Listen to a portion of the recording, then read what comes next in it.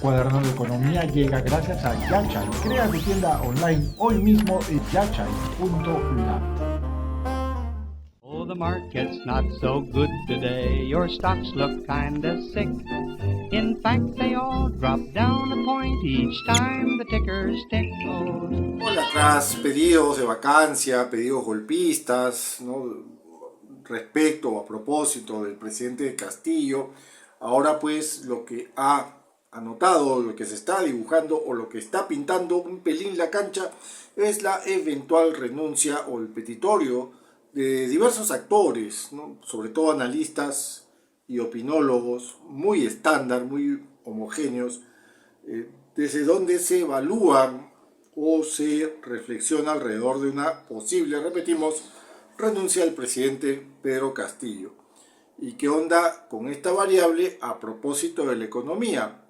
O, mejor dicho, si la economía va a verse impactada, va a tener un correlato, estas señales, petitorios, análisis, reflexiones, disquisiciones alrededor de una renuncia respecto o con relación a la economía. ¿Existe un impacto real? En medio de ello, pues, este pivote que es la política que no deja de sorprendernos a las y a los peruanos. Es decir, existe una correlación entre una posible renuncia y la economía real, como nosotros tenemos que concebirla. Bien, para responder esta pregunta habría que ver cuáles son los antecedentes de renuncias, vacancias, cierre de congresos. La verdad que ¿se ha cerrado un congreso en el pasado reciente, en la historia reciente? Por supuesto que sí. Se vacó a un presidente, evidentemente. Previo a este contexto, renunció otro presidente, por supuesto que sí. Algo cambió, algo mutó, algo significó un punto de quiebre importante, no solamente en la economía, ¿no?, real, sino también desde la política. Pues no hubo mayor cambio, no hubo mayor mutación.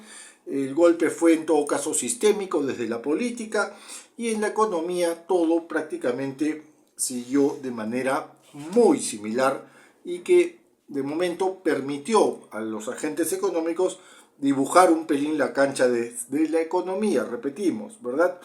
No obstante, existe un divorcio importante entre la economía real, que es la economía de la chamba, que es la economía pues de la informalidad, de la precariedad, de los contratos asimétricos, de los monopolios, oligopolios, modelos mercantilistas. Bien, no obstante, existe un divorcio entre este tipo de economía y la política fiscal y la política monetaria, que marchan bien, porque la primera, la economía real, no marcha muy bien. Bueno, no obstante esas disonancias, creemos que en este 2022 y de cara pues a los próximos años, la cancha ya está, insistimos, dibujada desde lo económico.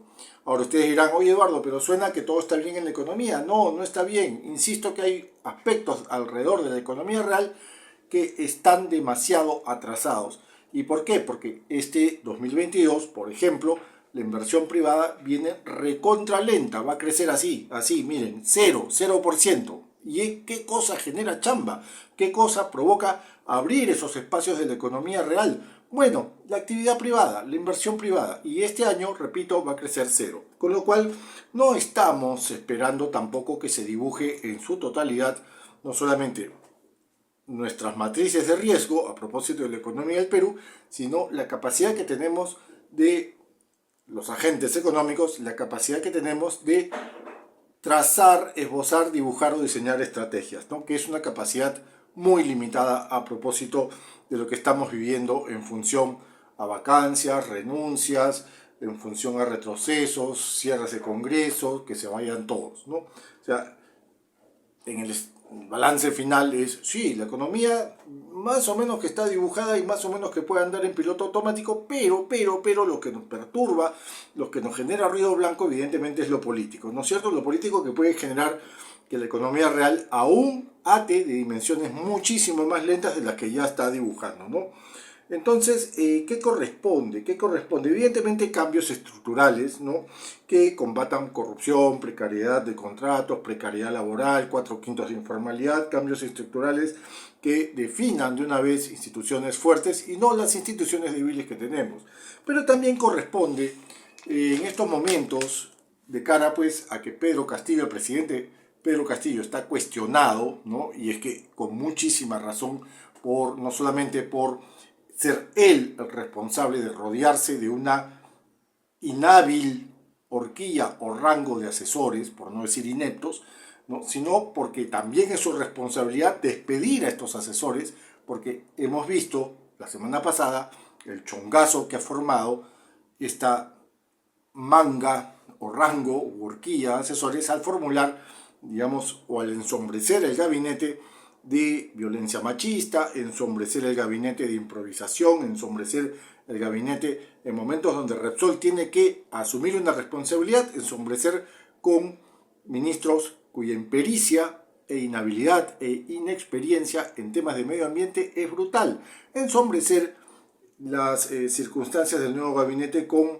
discursos retrógrados, discursos no progresistas que no defienden a las mujeres, que no defienden a las poblaciones vulnerables. Entonces, decíamos que corresponde, sí, cambios estructurales, pero además, y en rapidísima reacción, pues un gabinete de consenso, punto 1. Punto 2, este consenso tiene que ser político y también un pelín económico. No obstante, dije hace un ratito que el consenso económico se viene logrando. Punto 3, agenda de reformas, tanto de corto como de largo plazo. Hay que retomar esas reformas, señor presidente de la República. Hay que continuar con la línea del reformismo, porque sin reperfilamientos judiciales de gestión pública, no vamos a lograr o no vamos a decantar en reformas mucho más vinculadas a la economía que permitan justamente destrabar, ¿no?, esas horquillas de economía real que están recontralentas, entre ellas el empleo, ¿verdad? Y 4, pactos de consenso, acuerdos de consenso, convenios de consenso. ¿Dónde, señor presidente de la República? En el Congreso. Creo que es posible, a pesar de la poca aptitud y habilidad que tiene este Congreso, ¿no?, para extinguir justamente esos aires golpistas, esos aires vacadores y de dimisión. Pedro Castillo Terrones tendrá el carácter, tendrá la responsabilidad republicana, patriótica, tendrá la serenidad, tendrá la capacidad de echar a estos asesores totalmente tóxicos. Bueno, no lo sabemos. Lo cierto es que el señor presidente de la República no debe renunciar, menos aún ser vacado. Más bien tenemos que continuar con este camino hasta el 2026 y más bien también nosotros, la población movilizada, tiene y debe de estar vigilante para que el presidente de la República no vuelva a diseñar estos chongazos que afectan no solamente el entorno político, sino el económico. Espero sirva. Muchas gracias. Vaya, vaya, ¿qué tal entrevista tenemos hoy? Hoy nos visita el dueño de la aplicación web más hot de Latinoamérica, Apasionante.p.